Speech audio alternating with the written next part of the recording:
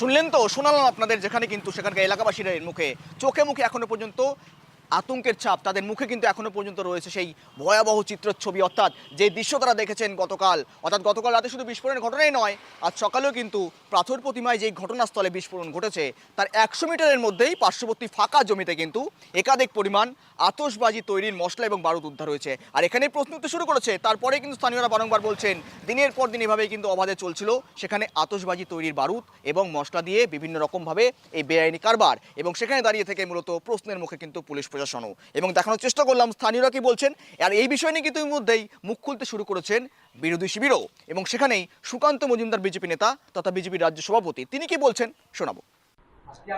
देखिए, अगर आप मेरा 1 महीने या 2 महीने पहले का कोई बाइट देख लीजिएगा बंगला में या हिंदी में, तो उसको पता चलेगा आपको कि मैंने पहले ही ऐसी आशंका जताई थी कि इस तरीके की घटना बंगाल में हर 2 महीने 3 महीने में घटेगी, क्योंकि बंगाल को ममता बनर्जी ने बम और बारूद के ऊपर बैठा के रखा है।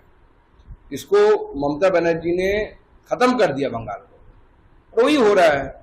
अभी तो ये हुआ है, आप 2 महीना वेट करिए, 2 से 3 महीने के अंदर फिर एक ऐसी घटना घटेगी।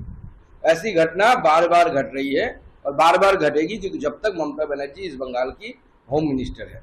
इतना नालायक होम मिनिस्टर बंगाल ने किसी भी समय में, इंडिपेंडेंस के बाद से, हमारे आज़ादी की बात से आज तक कभी इतना इनकॉम्पिटेंट और होम मिनिस्टर कभी नहीं देखा।